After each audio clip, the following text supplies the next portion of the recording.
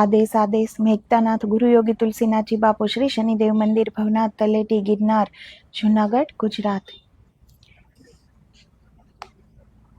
तो बात हो रही है जनकराज और अष्टावक्र जी की।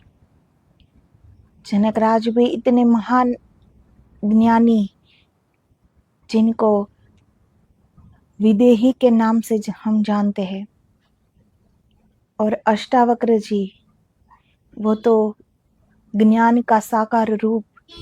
तो उन गुरु शिष्य का ये संवाद चल रहा है। तो गुरु कैसे होते हैं?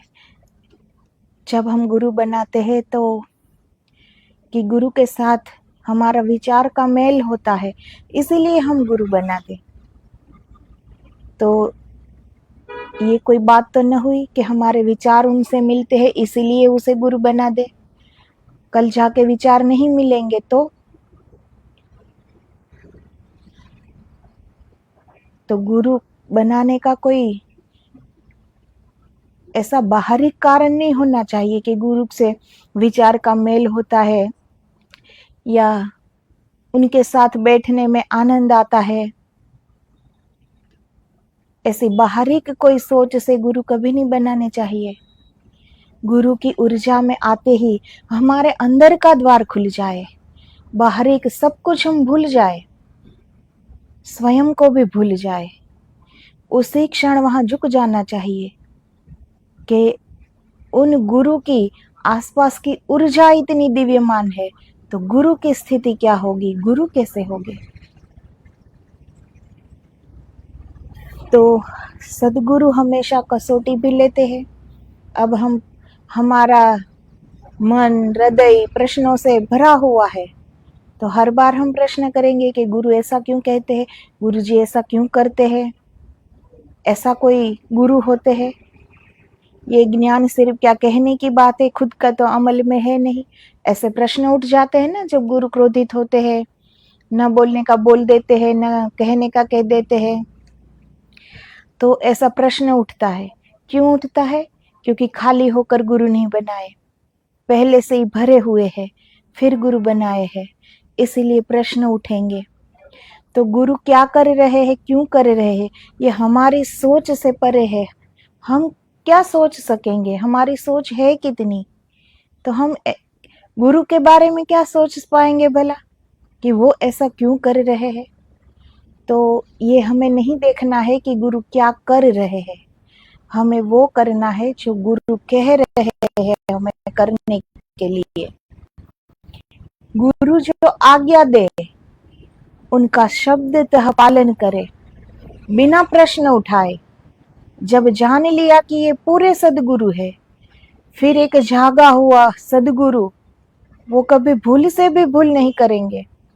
तो जो भी उनके मुख से निकला है हमारे लिए, शब्दतः उन वचन का हम पालन कर सके, यही शिष्य का धर्म होता है।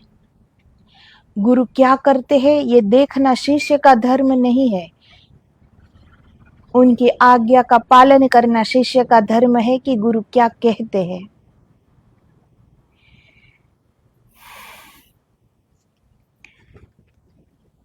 गुरु के पास होना एक सतत साधना है।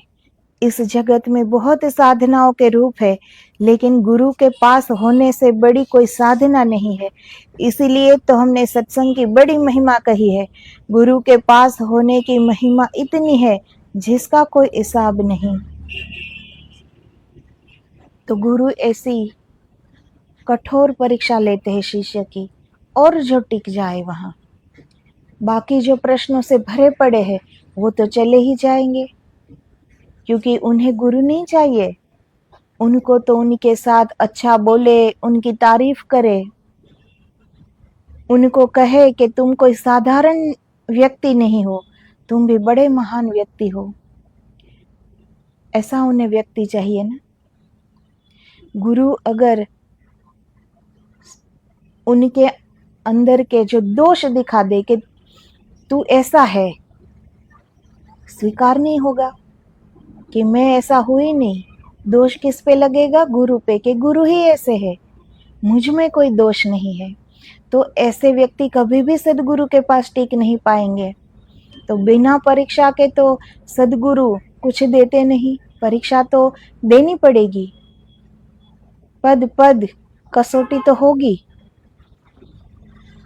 गुरु और शिष्य का संबंध होता है श्रद्धा का, विश्वास का। कुछ भी हो जाए लेकिन वो श्रद्धा डगे नहीं, विश्वास डगे नहीं। गुरु जो कह रहे हैं वो सत्य कह रहे हैं, क्योंकि सदगुरु ने सत्य को पा लिया है। तो अब उनके मुख से क्या सत्य निकलेगा कि जबकि गुरु का पूरा जीवन सत्य हो गया, वो सत्य का ही रूप बन गए हैं, उन्होंने सत्य को पा लिया है, फिर उनके जीवन में क्या असत्य है कि गुरु कुछ असत्य कहेंगे या करेंगे। तो जिनके मन में प्रश्नों के अंबार उठते हैं वो कभी गुरु के पास नहीं टिक पाते, वो सदगुरु की परीक्षाओं में वो कभी उन परीक्षाओं से पार नहीं होंगे, क्योंकि उन्हें तुरंत गुरु के दोष नजर आने लगेंगे। और सच्चे जो सदगुरु होते हैं वो तो हर चीज से परे होते हैं, उनमें दोष कहाँ भला। तो सदगुरु कुछ भी कहे तो समझना चाहिए कि हमारी परीक्षा हो रही है। अभी भी कोई विचार करना इतना ही आवश्यक है कि अभी भी हम पूरे तरह से खाली नहीं हो पा रहे, तो ये विचार करना चाहिए कि हमारी ये परीक्षा चल रही है, इससे हमें पार होना है। तो सदगुरु क्या कर रहे हैं ये देखने का शिष्य का कोई ये धर्म नहीं है। शिष्य का धर्म है गुरु जो अपने मुख से कहे शब्दतः उन वचन का पालन किया जाए। तो गुरु के पास जो टिक जाता है गुरु उन्हें भरपूर कर देता है। तो गुरु के पास होना वो एक सतत साधना है। गुरु के पास कौन रह सकता है? कोई विरल आत्मा जो गुरु की हर कसौटी से परे उठ गया है। तनिक भी संदेह नहीं गुरु पर कि ऐसा क्यों कर रहे हैं, ऐसा क्यों कह रहे हैं, तनिक भी प्रश्न नहीं। वो शिष्य टिक जाता है सदगुरु के पास और सदगुरु उन्हें भरपूर कर देता है। शास्त्र को तुम लाख पढ़ो, तुम अपने ही अर्थ निकाल लोगे। शास्त्र तो तुम्हें नहीं बदल सकता, तुम शास्त्र को जरूर बदल सकते हो।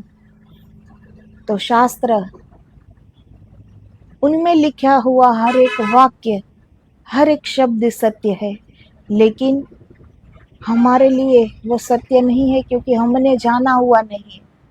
तो शास्त्र भी अगर हम पढ़ेंगे तो हम उनमें भी भूल निकाल लेंगे। जो भी पढ़ते हैं कितने ही प्रश्न उठाएंगे, कितनी ही भूलें निकालेंगे, वो शास्त्र को भी झूठा कर देंगे। अपने मुताबिक पढ़ेगा क्योंकि अपनी सोच है। लिखने वाले का अपना अनुभव था, लेकिन पढ़ने वाले की भी तो अपनी सोच होती है ना।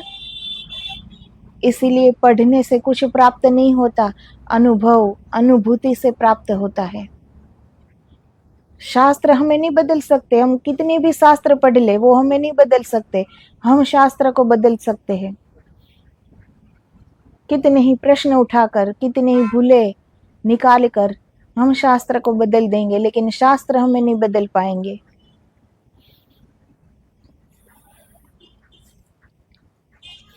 क्योंकि शास्त्र क्या करेगा, तुम जो अर्थ चाहोगे वही अर्थ लोगे।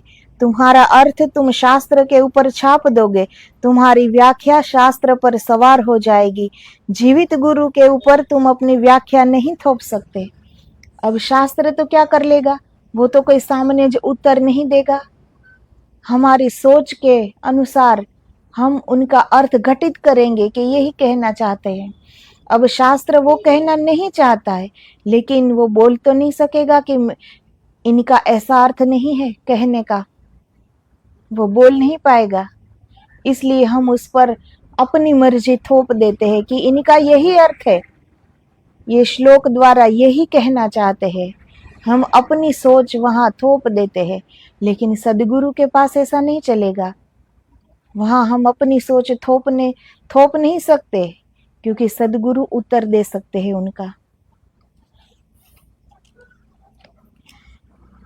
जीवित गुरु पारे की भांति होता है, तुमने मुट्ठी बांधी कि वह हटा वहां से, तुम्हारी मुट्ठी नहीं बंधने देता, तुम्हारी पकड़ में कभी आता भी नहीं, क्योंकि उसकी सारी चेष्टा यही है कि तुम्हारी पकड़ छूट जाए। तो सदगुरु हमारी मुट्ठी में बंद नहीं होते। शास्त्र को हम अपने समझ से, अपनी मान्यताओं से, अपनी धारणाओं से उनका अर्थ घटित कर लेते हैं कि यही कहना चाहते हैं। हम अपनी जो सोच है वो थोप देते हैं कि यही कहना चाहता है शास्त्र। लेकिन सदगुरु पर हमेशा, सदगुरु पकड़ में नहीं आएंगे, हम उन्हें मुट्ठी में नहीं बांध पाएंगे, शास्त्र को बांध पाएंगे।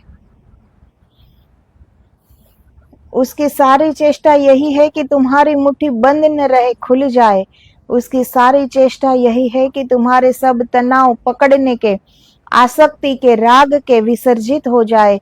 तो वह आलंबन नहीं बनता तुम्हारी पकड़ के लिए, वह तुम्हारा आश्रय भी नहीं बनता, बार बार वह हट जाता है। जैसे ही तुम उसे अपना आश्रय और सुरक्षा मानने लगते हो, अचानक वह हट जाता है। तो गुरु तो हमें मुक्त कराने आए हैं, वो पकड़ में कैसे आएंगे?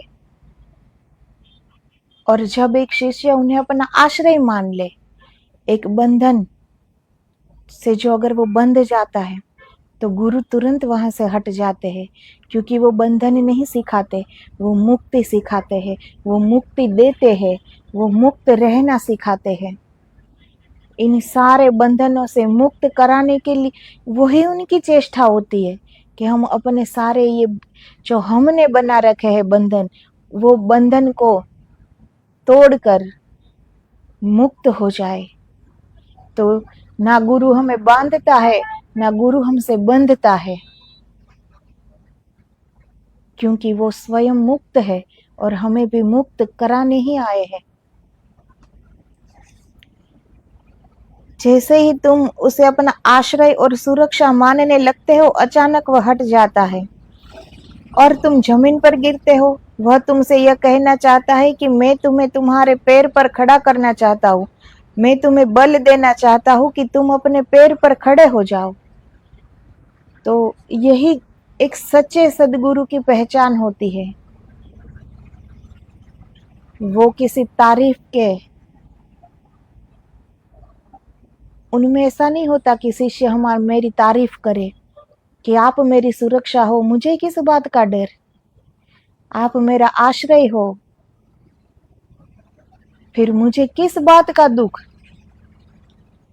नहीं, गुरु तो अगर तुम उस पर आश्रित हो जाओगे, तो तुम अगर गिर भी रहे होगे, तो गुरु तुम्हें गिरने देगा, वो तुम्हारा आश्रय नहीं बनेगा, क्योंकि गुरु चाहते हैं कि तुम अपने पैर पर खड़े हो जाओ।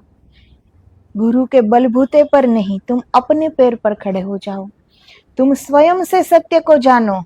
मार्ग तो सदगुरु दिखाते ही है, लेकिन अगर सच्चे सदगुरु मिल जाए और फिर हम कहे कि हमें क्या करने की जरूरत है, हमारे गुरु, पूरे सदगुरु हमारे पास है, तो हमें अलग से करने की क्या जरूरत है, हमारे गुरु हमें पार लगा देंगे। तो ऐसा नहीं होता, चलना हमें स्वयं पड़ता है। गुरु भी यही चाहते हैं कि अपने पैर पर खड़े हो जाओ, स्वयं से सत्य को जानो, स्वयं से मुक्त हो जाओ। वो साथ जरूर है, लेकिन वो हमें कायर नहीं बनाते कि मैं हूं, अब तुम्हें कोई फिक्र करने की जरूरत नहीं है। ऐसा वाक्य कभी सच्चे सदगुरु नहीं बोलेंगे। वो कहेंगे कि साथ हो, पर खड़े हो जाओ और चलने की तैयारी करो। स्वयं सत्य को जानो, स्वयं मुक्त हो, स्वयं अपने बंधनों को काटो, स्वयं मेहनत करो, स्वयं अभ्यास करो। वो ऐसा नहीं कहेगा कि तुम्हें कुछ करने की जरूरत नहीं है, मैं हूं ना, वो ऐसा नहीं कहेंगे।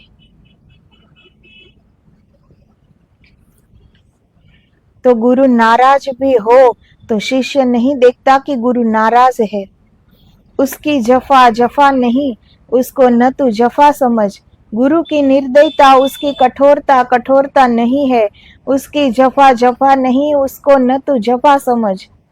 अगर प्रेम है तो यह भी गुरु के सौंदर्य का एक ढंग है। ऐसा हुआ, नाम तुमने सुना होगा नंदलाल बोस का। ये एक उदाहरण है। गुरु का अगर कोई भी कार्य हमें ऐसा लगे कि गुरु इतने कठोर क्यों है, इतने निर्दयी क्यों है, तो ये गुरु की जफा है, हमारी नहीं। हम उसे नहीं समझ पाएंगे। और गुरु निर्दय नहीं, गुरु कठोर नहीं। गुरु तो आनंद का रूप है। वो उन्हीं की दया है, उनका प्रेम है हम पर कि वो वापस आए हैं वहां से हमें ले जाने के लिए, हमें भी वो आनंद उपलब्ध हो, इसीलिए वो वापस आए हैं। उनसे बड़े प्रेम की साबिती क्या हो सकती है भला। तो प्रेम की सरिता बह रही है, वो प्रेम का रूप है।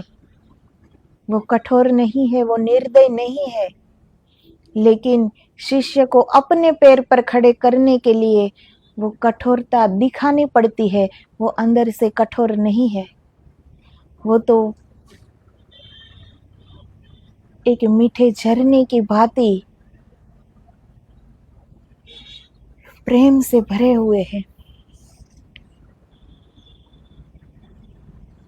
जब हम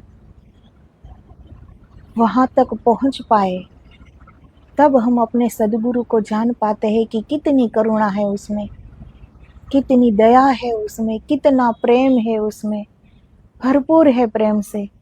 तब हम जान पाएंगे। तब तक हम बाहरी कोई ढंग से हम सदगुरु को जान नहीं पाएंगे। तो भारत के बड़े चित्रकार वे अवनींद्र नाथ ठाकुर के शिष्य थे। अवनींद्र नाथ ठाकुर रविंद्रनाथ के चाचा थे, महाचित्रकार थे अवनींद्र नाथ। एक दिन रविंद्रनाथ बैठे हैं अवनींद्र नाथ के साथ और नंदलाल आए, तब वे युवा थे। कृष्ण भगवान का एक चित्र बनाकर लाए थे। रविंद्रनाथ ने अपने संस्मरणों में लिखा है कि कृष्ण भगवान को ऐसा सुंदर चित्र मैंने देखा ही नहीं। रविंद्रनाथ खुद महाकवि थे, रविंद्रनाथ टैगोर, सबने सुनी होगी उनकी कविताएं। तो ये उन्हीं के संस्मरणों में ये लिखा हुआ है। ये कोई कथा वार्ता नहीं है, ये एक सत्य घटना है कि कृष्ण भगवान का ऐसा सुंदर चित्र मैंने देखा ही नहीं। रविंद्रनाथ खुद महाकवि थे, खुद भी बड़े चित्रकार थे, इसीलिए उनकी परख पर तो कोई संदेह करने का सवाल नहीं। उन्होंने लिखा है कि मैं मंत्र मुग्ध हो गया, लेकिन मैं बड़ा चौंका। अवनींद्रनाथ ने चित्र को एक नजर देखा और बाहर फेंक दिया, दरवाजे के बाहर, और नंदलाल से कहा कि इसको तुम दिखाने योग्य समझते हो? तुमसे अच्छे तो बंगाल के पटिये जो कृष्णाष्टमी पर 2-2 पैसे के कृष्ण के चित्र बनाकर बेचते हैं, वे बेहतर बना लेते हैं। जाओ पटियों से सीखो। तो रविंद्रनाथ जी के चाचा वो तस्वीर को बाहर फेंक देते हैं और रविंद्रनाथ टैगोर ने वो तस्वीर देखी। वो खुद भी एक कवि भी थे और खुद एक चित्रकार भी थे, तो उन्हें तो वो बड़ा पसंद आया, लेकिन वो चौंक गए उनके चाचा का ये बर्ताव देखकर। यह तो बड़ी कठोर बात थी, यह तो बड़ी निर्दयी बात थी। यह तो रविंद्रनाथ को भी लगा कि रोक दूं अपने चाचा को और कहूं कि यह जरा ज्यादती हो रही है, सीमा के बाहर हुआ जा रहा है मामला। मैंने ऐसा सुंदर चित्र देखा, किसी का बनाया हुआ देखा ही नहीं। रविंद्रनाथ ने लिखा है, मैं तो यह भी कहने को तैयार था कि आपने भी कृष्ण भगवान का चित्र बनाए, मगर इसका मुकाबला नहीं है। अवनींद्रनाथ के चित्र भी फीके हैं, यह रविंद्रनाथ कहना चाहते थे। इतना सुंदर चित्र अवनींद्रनाथ के शिष्य ने बनाया था कि उतना सुंदर चित्र तो रविंद्रनाथ के चाचा ने भी नहीं बनाए थे। मगर गुरु शिष्य के बीच बोलना तो उचित नहीं। वे जाने, उनका ढंग जाने, वे चुपचाप बैठे रहे अपने को संभाल कर। मन में विचार तो आ रहे हैं, लेकिन वो कुछ बोले नहीं, क्योंकि रविंद्रनाथ जानते थे कि गुरु और शिष्य के बीच में नहीं बोलना चाहिए। नंदलाल ने पैर छुए बाहर चला गया। 3 साल तक नंदलाल का कोई पता न चला। अवनींद्रनाथ बड़ी चिंता से उसकी प्रतीक्षा करते, खबरें भी भेजी, लोगों को भी कहा कहाँ गया, क्या हुआ। रविंद्रनाथ अनेक बार उनसे कहे भी कि यह जाती थी, आपने उसको बुरी तरह चोट पहुंचा दी, उसको हृदय को आघात पहुंचा दिया। अवनींद्रनाथ रोते नंदलाल के लिए कि वह कहाँ गया होगा। 3 साल बाद नंदलाल लौटे तो उनकी हालत बंगाल में जैसे गरीब चित्रकार होते हैं पटिए, उन जैसी हो गई थी। वही पुराने 3 साल पहले के कपड़े थे, फटे पुराने, पहचानना मुश्किल था। शक्ल बदल गई थी, काली हो गई थी, लेकिन वे फिर कुछ चित्र बनाकर ले आए थे और उन्होंने फिर पैर छुए और कहा, आपने ठीक कहा था। इन 3 वर्षों में इतना सीखने को मिला पटियों के पास, क्योंकि जो ख्याति नाम चित्रकार है वे तो अपने अहंकार के कारण बनाने लगते हैं। जिनकी कोई ख्याति नहीं, उनके चित्रों में एक निर्दोषता, एक सहजता है, वह सीखने को मिली। आपने खूब मुझे भेज दिया, आपकी बड़ी कृपा अनुकंपा।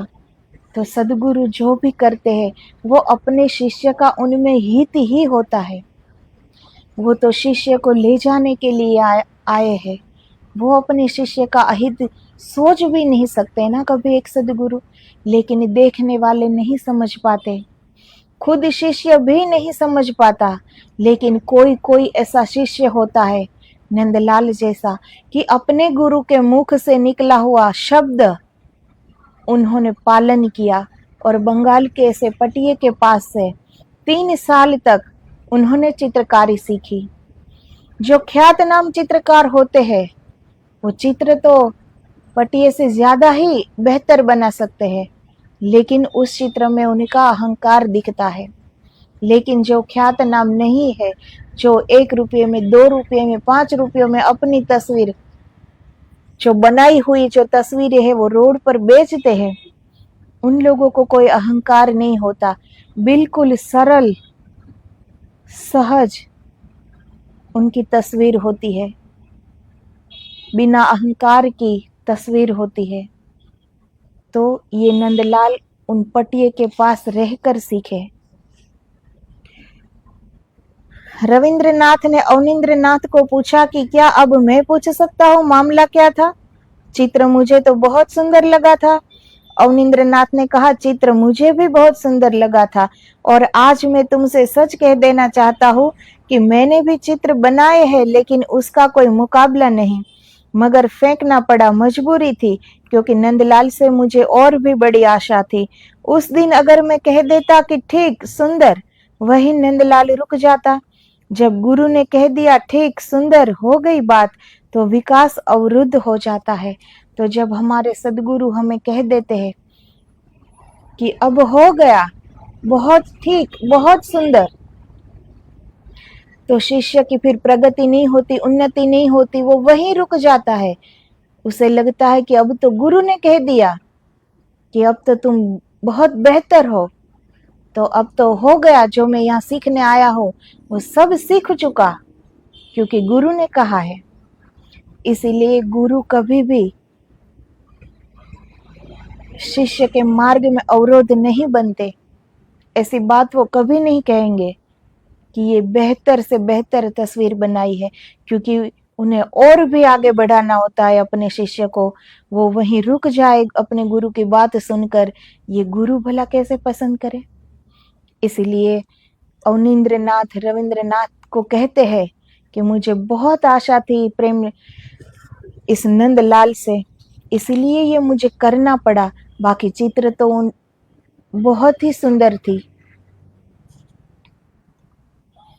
उस दिन अगर मैं कह देता कि ठीक सुंदर, वही नंदलाल रुक जाता। जब गुरु ने कह दिया ठीक सुंदर, हो गई बात, तो विकास अवरुद्ध हो जाता।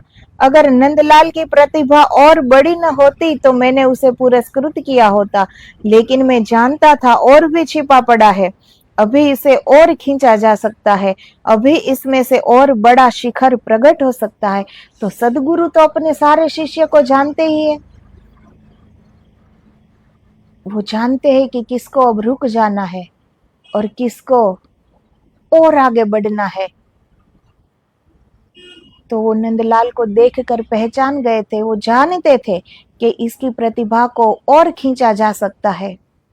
जो अभी मैं उसे पुरस्कृत कर दूं कि बहुत सुंदर तस्वीर बनाई, अब तुम एक कलाकार बन गए, पूर्ण चित्रकार बन गए, तो फिर वो आगे तो कुछ सीखता नहीं ना, वो वहीं रुक जाता। फिर कोई सीखने की उनकी कोई अपेक्षा रहती ही नहीं ना, कि और आगे सीखूं। उसकी जफा जफा नहीं, उसको न तो जफा समझ। तो सदगुरु वो हमारे समझ से बाहर है, उनको समझना हमारे बस की बात नहीं, इसलिए उसे समझने की कभी कोशिश भी नहीं करनी चाहिए। और यह पाठ धीरे धीरे गुरु से सीखने के बाद यही पाठ परमात्मा पर लागू हो जाता है। फिर परमात्मा दुख दे तो भी हुस्न जहां फरेब की यह भी कोई अदा समझ। फिर परमात्मा पीड़ा दे तो यह भी निखार का कोई उपाय समझ। फिर परमात्मा मृत्यु दे तो यह भी नए जीवन की कोई शुरुआत समझ। अगर हमारे ही कोई प्रिय व्यक्ति अनुभव, सबको सदगुरु का अनुभव नहीं है, लेकिन जीवन में कोई तो सबका कोई तो प्रिय व्यक्ति होगा ही, और वो अगर चोट पहुंचाते हैं फिर भी हम उसे नफरत नहीं कर पाते, क्योंकि वो हमें प्रिय लगा है, वो हमारा प्रिय व्यक्ति है। अब वो दुख दे तो हम चाहे हमसे सहन ना हो, रो ले, कुछ भी कर ले, लेकिन हम उस व्यक्ति से नफरत नहीं कर सकते, ना ही प्रश्न करते हैं, क्योंकि वो हमें प्रिय लगते हैं। फिर वो कोई भी हो सकता है, माँ हो, पिताजी हो, भाई हो, बहन हो, मित्र हो, कोई भी हो सकता है। लेकिन जब वो चोट पहुंचाता है तो हम प्रश्न नहीं करते, सह लेते हैं, क्योंकि वो हमारा प्रिय है। तो फिर परमात्मा इतना प्रिय क्यों नहीं है कि जब दुख आता है तो हम परमात्मा से क्यों प्रश्न करते हैं, जबकि दुख परमात्मा दे भी नहीं रहा है। वो तो हमारे ही कर्म का आईना है, हमने किया है, वापस हमारे पास ही आया है। वो परमात्मा ने दुख नहीं दिए, परमात्मा के पास दुख है ही नहीं। वो तो सच्चिदानंद, वो आनंद का रूप है, उनके पास दुख कहाँ है कि वो दुख दे। परमात्मा तो मोक्ष का स्वरूप है, वो असीम है, अनंत है, उनके पास बंधन कहाँ है कि वो हमें बंधन दे।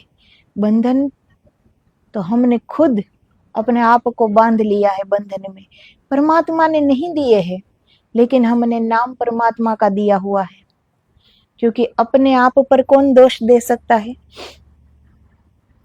जिस क्षण, जिस दिन अपने आप का दोष दिख गया, उस क्षण तो शुरुआत हो जाएगी, चलने की तैयारी हो जाएगी। उस क्षण परमात्मा में विलीन होने की तैयारी उसी क्षण शुरू हो जाएगी, जिस क्षण हमें हमारे दोष दिख गए। जब दिखते ही नहीं तो दूर कैसे करेंगे। तो परमात्मा के पास कोई दुख नहीं है, उनके पास दुख हो तो देना। तो ये हमारे ही कर्म की एक आईना है, जो हमने किया वही हमारे सामने आया है। तो परमात्मा जब हमें ऐसे प्रिय लगने लगेंगे, जब परमात्मा से हम प्रेम करने लगेंगे, तो फिर कोई दुख होगा तो भी हम ये सोचेंगे कि परमात्मा हमें और निखारना चाहते हैं। मृत्यु हो जाए तो ये सोचेंगे कि ये जीवन की कोई शुरुआत अब होगी, नए जीवन की शुरुआत। गुरु के पास जैसा घटे उसे हंस हंस कर स्वीकार कर लेने की कला शिष्यत्व है। बेमन से उदास होकर जबरदस्ती स्वीकार किया तो सारा मजा चला जाता है। स्वीकार होना चाहिए आनंद पूर्ण। सदगुरु तारीफ करे कि सदगुरु गाली दे, फर्क नहीं पड़ना चाहिए शिष्य को। सदगुरु से मुख से निकला हुआ हर शब्द वो एक ब्रह्म वाक्य है। वो गाली तो हमें लगती है, उस एक गाली में सदगुरु ने पता नहीं हमारे कितने जन्मों के कर्म को काट दिया होगा, ये हमें दिखाई नहीं देता ना। वो गाली तो हमें सुनाई देती है। सदगुरु ने जो परीक्षा ले रहे हैं, सदगुरु जो हमसे कह रहे हैं, वो हमें सुनाई दे रहा है, दिखाई दे रहा है, लेकिन उस एक गाली से सदगुरु ने हमारे कितने कर्म काट दिए वो हमें दिखाई नहीं दे रहे हैं।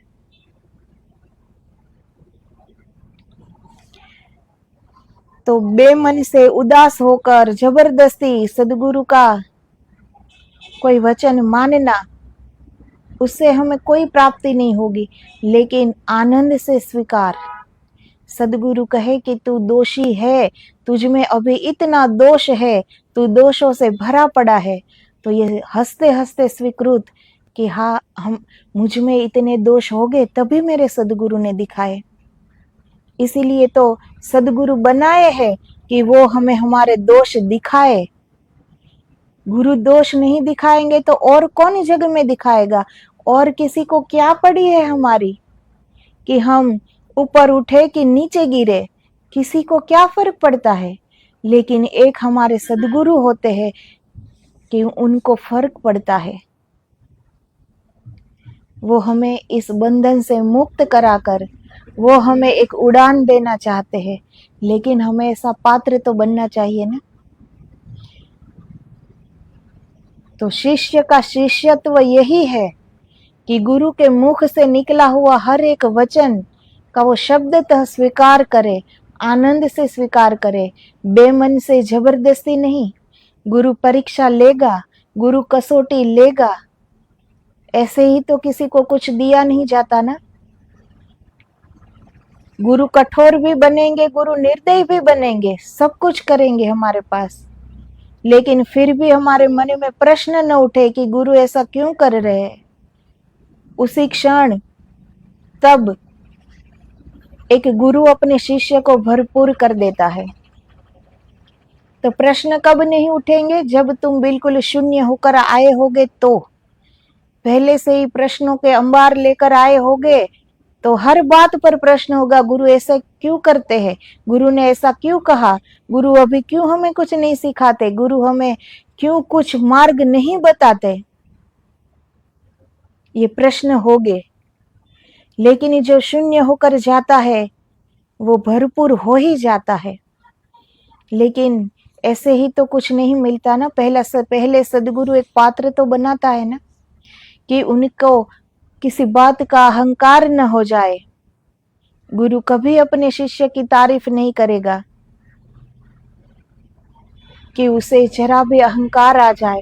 जब तक हम पूर्ण नहीं हुए हैं तब तक कोई भी दोष हम में आ सकते हैं, गुरु जानते हैं।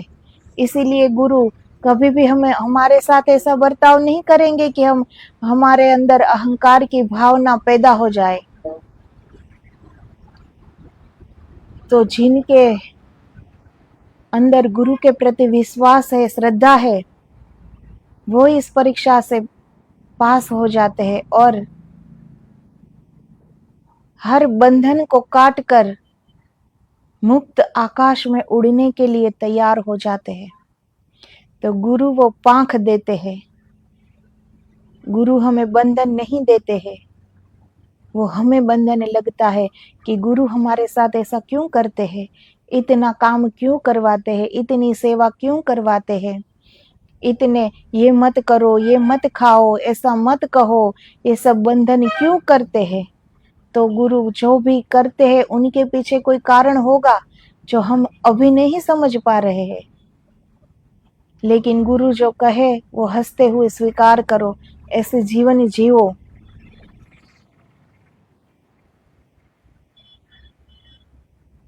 मालिक बनना हो अगर तो अपने मन का बनो। ऐसी इच्छा मत रखो कि सारे लोग एक जगह पर इकट्ठा है सदगुरु के पास और उसमें सदगुरु हमारी तारीफ करे। ऐसा अहंकार मत पालो। अगर सच में कुछ पाना हो तो निर्विचार की स्थिति में आना ही पड़ेगा, कोई विचार नहीं। गुरु तारीफ करे कि गुरु गाली दे, दोनों एक बराबर। तब जाके ये शुरुआत होती है एक शिष्य बनने की। जीत अगर किस्मत में नहीं है मात सही, दिन जो नहीं तो रात सही, हमसे जहां तक मुमकिन हो यह मात ही हंसते हंसते खा ले। गाहे गाहे अंधियारे में बिजली चमके, गाहे गाहे हंस ले गा ले। गुरु के पास कैसे ही अंधेरी रात हो, वह जो बिजली चमकती है कभी कभी उसको भी काफी समझना। अंधेरी रात में जब बिजली चमकती है उसे सौभाग्य समझना। शायद बिजली चमकने के लिए अंधेरी रात चाहिए, दिन में तो बिजली चमकने का मजा नहीं। शायद गुलाब की झाड़ी पर फूलों के लिए कांटे चाहिए ही। तो गुरु के पास बहुत सी अंधेरी रातें होगी, उनकी गणना मत करना। कभी कभी बिजली चमक जाए, उसे हृदय में संजो कर रख लेना। बहुत कांटे गड़ेंगे, उनका हिसाब मत रखना। कभी कभी फूल की गंध आ जाए तो नाच लेना, गुनगुना लेना गीत धन्यवाद का। गाहे गाहे अंधियारे में बिजली चमके, गाहे गाहे हंस ले गा ले। शिष्य का अर्थ है जिसने किसी में परमात्मा को देखना शुरू किया। यह बड़ी असंभव बात है, इसलिए दूसरों को तो बड़ी कठिनाई होती है। तो सदगुरु में परमात्मा के दर्शन होने लगे, तब एक शिष्य जीवन की ये शुरुआत अब शुरुआत हो गई, ऐसा जानना चाहिए कि अब अपने ही जैसे एक व्यक्ति में परमात्मा की छवि दिखाई देने लगी। तो एक शिष्य की वो शुरुआत है, एक शिष्य बनने की। गुरु के पास अंधेरी रात भी होगी, लेकिन उसी अंधेरी रात में बिजली चमकती है। गुरु का हर कार्य, गुरु की हर बात व्यर्थ नहीं होती। वो व्यर्थ बोलते भी नहीं है, वो एक शब्द भी व्यर्थ नहीं बोलते, क्योंकि वो शब्द की कीमत जानते हैं, वो समय की कीमत जानते हैं। पूरे सदगुरु जो अपने मुख से बोलते हैं वो पूरे परमात्मा को भी करना पड़ता है, तो वो अपने शब्द की कीमत जानते हैं। वो व्यर्थ नहीं बोलते। वो अगर कुछ बोले हैं तो उनके पीछे कोई कारण होगा। वो कारण भले ही आज हमें समझ में ना आए, लेकिन जब उस आगे हम जब बढ़ेंगे, उस स्थिति पर पहुंचेंगे, तो जरूर जान पाएंगे कि गुरु ने ऐसा क्यों कहा था। जैसे जैसे हमारी सोच का, हमारे विचारों का विकास होगा, हमें जरूर पता चलता है कि गुरु ने ऐसा क्यों किया। इसके लिए पहले अपने आप पर दृष्टि करनी चाहिए कि ये सुधार के लिए गुरु ने हमें ऐसा कहा था। अभी थोड़ा भी अहम बाकी हो अंदर, तो गुरु हमारी तारीफ नहीं करते सबके बीच में, वो तो हमें और नीचे गिरा देते हैं सबके सामने। और फिर जब गुरु पर श्रद्धा ना हो, विश्वास ना हो, तो प्रश्न उठ जाता है कि सबके सामने गुरु ने ऐसा क्यों कहा। लेकिन गुरु ने जब ऐसा किया है तो कोई कारण होगा। तब दृष्टि अपनी ओर घुमा लेनी चाहिए, गुरु की ओर नहीं, कि अपना कोई दोष होगा ही तभी गुरु ने ऐसा किया। क्योंकि गुरु कोई कर्म बंधन बांधने नहीं आए हैं, गुरु कुछ व्यर्थ करने नहीं आए हैं।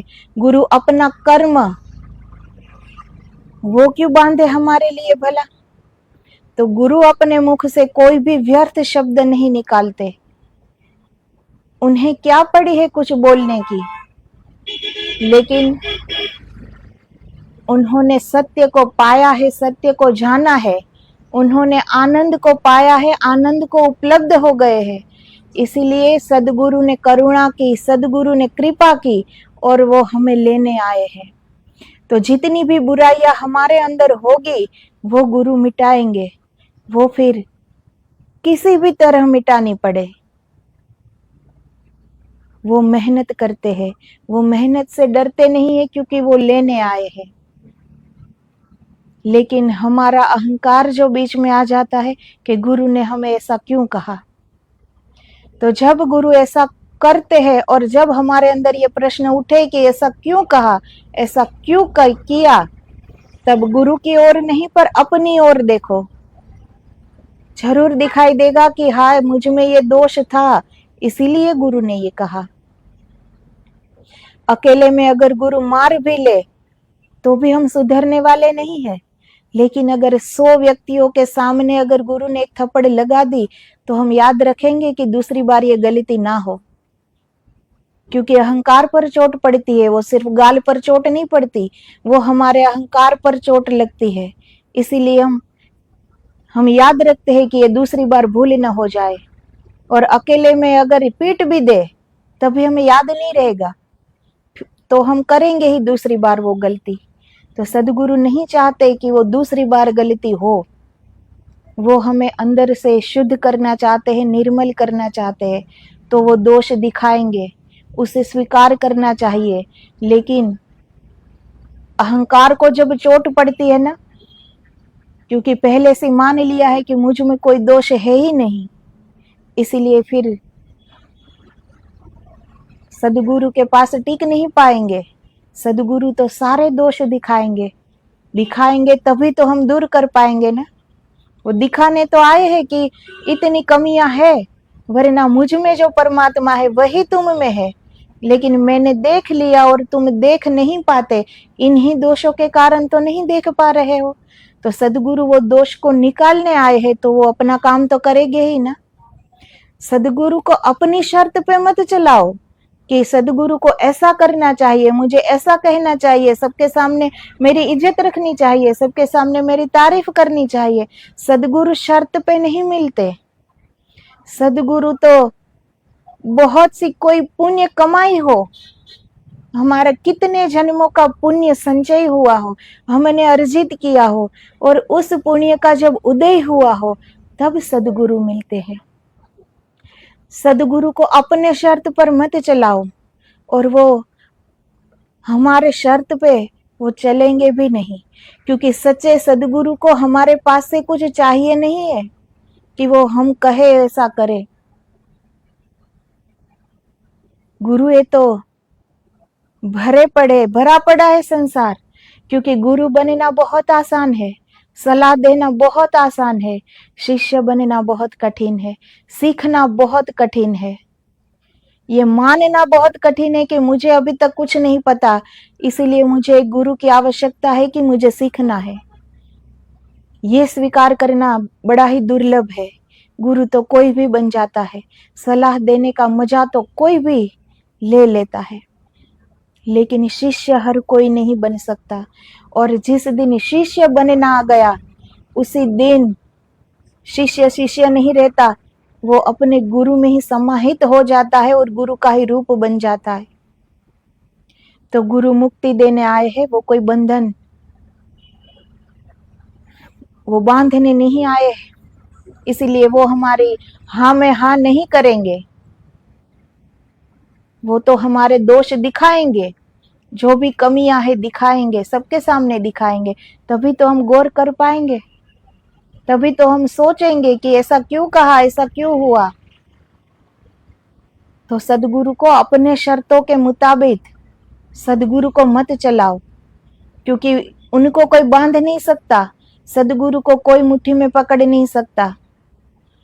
वो तो व्यापक रूप है, ब्रह्म रूप है, आनंद का रूप है, परमात्मा से भी परे, परमात्मा से भी उच्च स्थिति में सदगुरु का स्थान है। उन्हें कोई बांध नहीं सकता, उन्हें कोई पकड़ नहीं सकता। जो भी गुरु अपने शिष्य की हाँ में हाँ करता है, जरूर कोई लालच रही होगी, उनको कुछ चाहिए होगा शिष्य से कि हाँ में हाँ करनी पड़ी। लेकिन जो पूरे सदगुरु है, जिनको परमात्मा उपलब्ध हो गया है, परमात्मा से बड़ी और कौन उपलब्धि है कि उस गुरु को चाहिए होगी। उसे कुछ नहीं चाहिए, इसीलिए वो जो सत्य है वो कहने की हिम्मत रखते हैं, और वो कहते हैं, और वो जो कहते हैं ऐसा करते भी है, क्योंकि उन सदगुरु को किसी से कुछ भी लेना नहीं है। वो तो देने आए हैं, वो तो सत्य को देने आए हैं, वो आनंद को देने आए हैं। उसे किसी से कुछ नहीं लेना कि उन्हें जरूरत पड़े किसी की हाँ में हाँ मिलाने की। और जो अपने शिष्य की हाँ में हाँ मिला देता है, वो शिष्य को कभी भी कुछ भी प्राप्त नहीं होगा, बस और अहंकार बढ़ेगा कि मैं कुछ हूँ, देखो मैं मेरे गुरु का सबसे निकट हूँ, मेरे में इतने सद्गुण तो हो गए ही, मेरे पास इतनी धन है, दौलत है, सदगुरु भी मेरे तरफ है, वो भी मेरी ही तारीफ करते हैं, मेरे पास सब कुछ है, तो वो अहंकार हमें और नीचे गिरा देगा, और नीचे गिरा देगा, शायद उसे फिर कभी कोई उठा न पाए। तो सदगुरु गिराने के लिए नहीं आए हैं, वो तो ऊंची उड़ान देने के लिए आए हैं। इसीलिए सदगुरु को अपनी सोच से उन्हें मत नापो, वो हमारी सोच से परे है। हमारी छोटी सी सोच, हमारे छोटे सा दिमाग, हमारा छोटा सा दिल सदगुरु को जाने नहीं पाएंगे, कभी भी जाने नहीं पाएंगे। इसीलिए सदगुरु जो करते हैं वो हमें नहीं देखना है, सदगुरु जो कहते हैं वो उनकी आज्ञा का पालन हमें करना है। यही शिष्य धर्म होता है। तो आदेश आदेश। जय गुरुदेव, जय गिरनारी।